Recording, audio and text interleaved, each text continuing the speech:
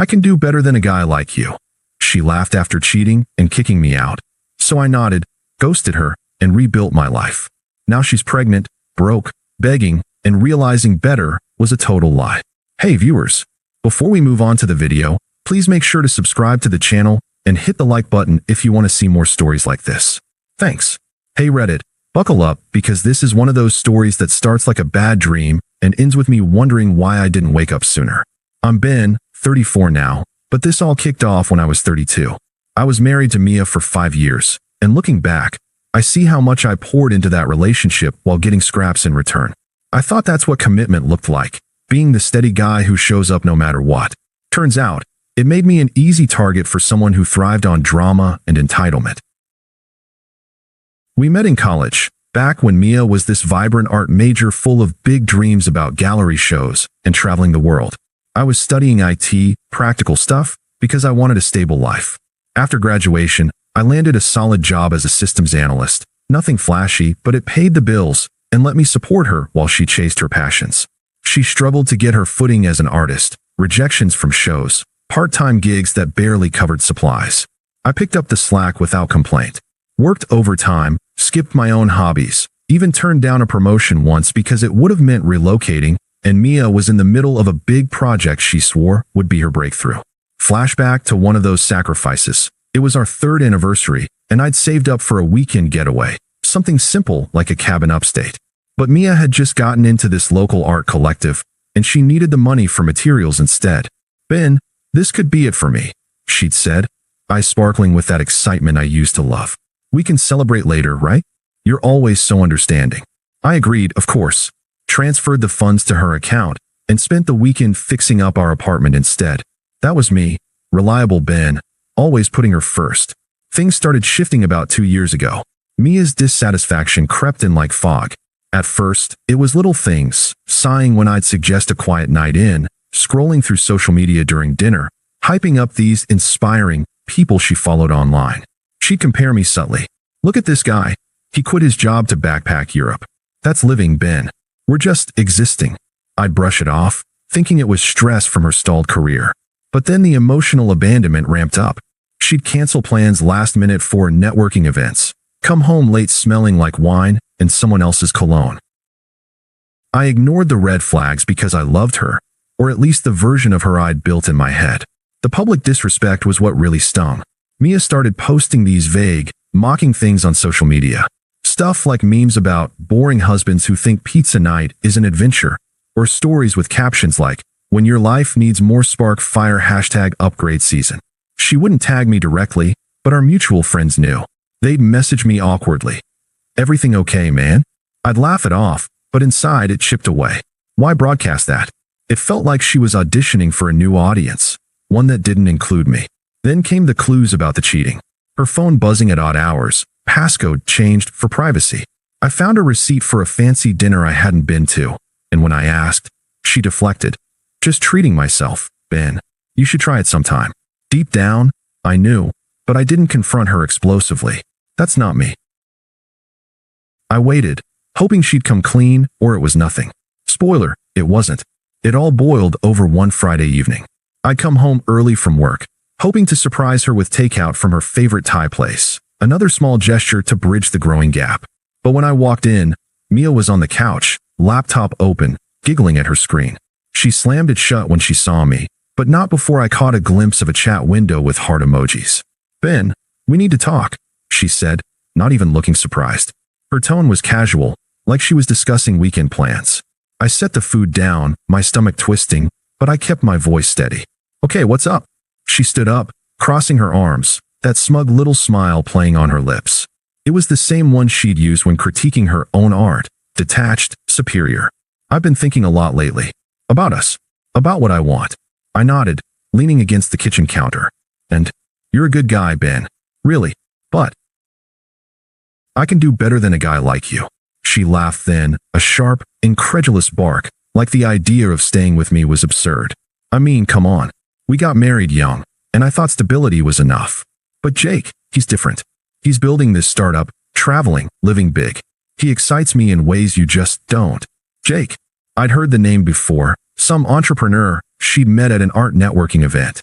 Flashy guy, always posting about his luxury car and exotic trips on social media. The kind who screams scam if you look close, but Mia ate it up. I felt the floor shift under me, but I didn't yell or beg. So you've been seeing him? I asked flatly. She shrugged, not even denying it. Yeah, for a couple months. It's not just physical, though that's part of it.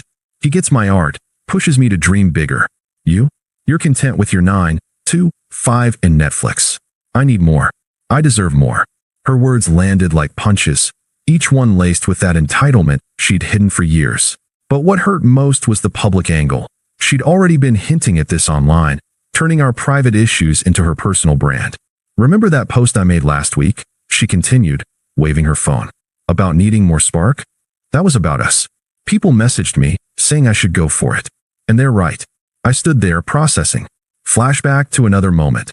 Last year, when Mia had a breakdown after a gallery rejection, I'd held her through the night, reassuring her she was talented, even dipping into savings to fund her next submission.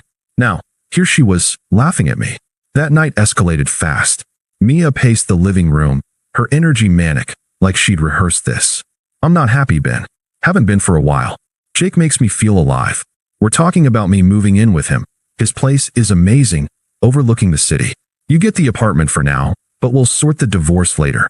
I sat on the couch, hands clasped to keep them from shaking. So that's it. You're leaving for him. She stopped, turning to me with that dismissive smirk. Yes. And honestly, you should thank me. This is your wake-up call. Maybe now you'll stop being so average. Find someone who matches your energy, low as it is. Her logic twisted like a pretzel. It's not cheating if the relationship was already dead. She justified, eyes narrowing. You stopped trying ages ago. All you do is work and complain about being tired. Jake? He invests in me, buys me supplies, introduces me to galleries. What have you done lately besides pay bills? I could have argued, reminded her of the bills I paid so she could create, the nights I listened to her vent. But what was the point? She was rewriting history to suit her narrative. Mia, if this is what you want, fine, I said calmly, standing up. But you're the one kicking me out. She laughed again, louder this time. Technically, it's our place, but yeah, pack your shit and go. Stay with a friend, or whatever. I need space to think, and Jake's coming over later.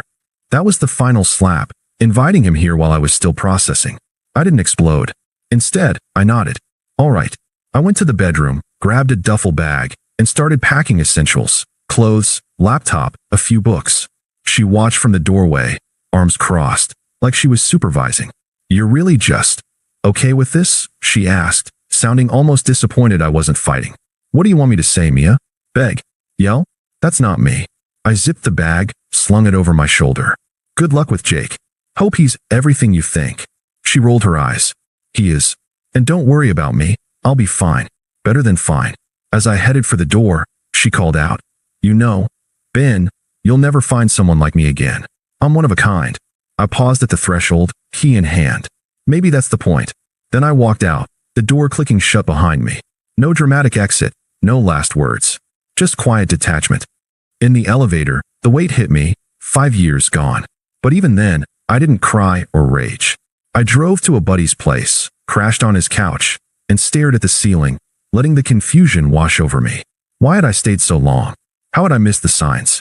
It felt unfair, like I'd been playing by rules she never followed. The days after were a blur of numbness. I crashed at my friend Mark's for a week, barely eating, replaying every moment in my head. The confusion gnawed at me. How could someone I'd supported so fully turn so cruel? Flashback to early in our marriage. Mia lost her job, spiraling into depression. I took extra shifts to cover rent, cooked meals, even researched therapists for her. You're my rock, Ben, she'd whispered one night. Now, that rock was discarded like trash. I didn't contact her. Blocked her number, social media, everything. It wasn't spite, it was self-preservation. The unfairness lingered. I'd given up parts of myself for her dreams, only to be mocked as average. But wallowing wasn't my style. After that first week, I forced myself into action. Found a cheap studio apartment in a quieter part of town, nothing fancy, but mine. Transferred jobs to a branch office an hour away, better pay, less commute stress. The emotional middle dragged on. Mornings were rough. I'd wake up reaching for her side of the bed, then remember. Evenings, I'd sit alone, journaling the hurt. Why wasn't I enough? But slowly, clarity emerged. This wasn't about my shortcomings, it was her entitlement. I started small changes. Joined a gym, not for revenge body BS, but because moving felt good. Picked up hiking, something I'd shelved for her city-loving ways. Work-wise, I threw myself into projects, earning a small promotion. Months passed in that quiet rebuild. No dating yet. I wasn't ready. Just me, piecing together a life without her shadow. Friends checked in, sharing rumors. Mia and Jake were official, posting couple pics everywhere. It stung, but I didn't stalk or react. I vanished from her world, focusing on mine. Internally, the vulnerability faded. Confusion turned to resolve.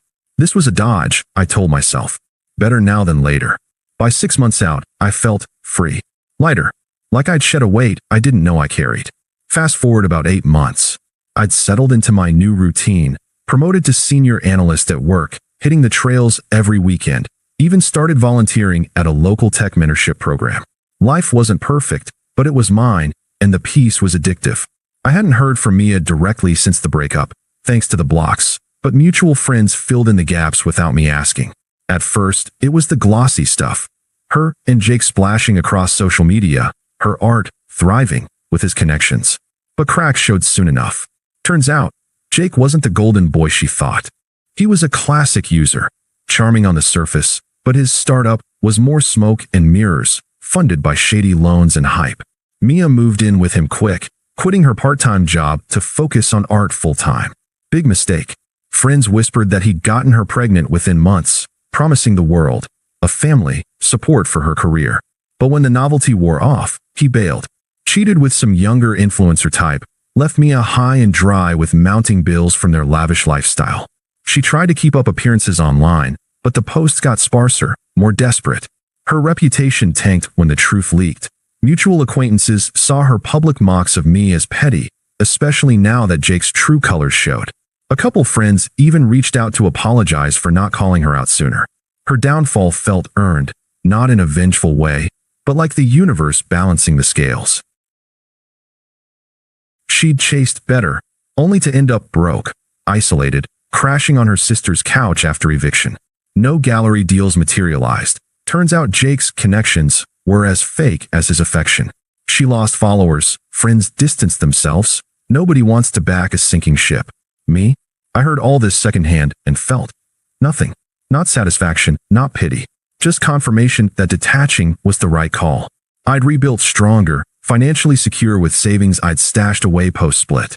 If anything, it reinforced my internal shift, from questioning my worth to knowing it solidly. The attempt started small, about a year after I left. First, an email. She'd found my work address somehow. Ben, it's Mia. I miss us. Jake was a huge mistake. He used me and left when things got real. Can we talk? I know I hurt you, but I've grown. I deleted it without replying. Then text from a new number. Please, just hear me out. I'm sorry for everything. You were always so good to me. Ignored those two. But she escalated. Voicemails piled up, her voice shifting from remorseful to pleading. One night, my phone rang from an unknown caller, her sister, Carla, who I'd always found pushy and unpleasant. Ben, it's Carla. Listen, you need to talk to Mia. She's a mess, pregnant, alone, and it's partly your fault for bailing so quick. I let it go to voicemail first, but she called back. When I picked up, her tone was accusatory. How can you ignore her like this? She made one mistake, but you're acting like a child. Family sticks together. Come on, man up and help her out.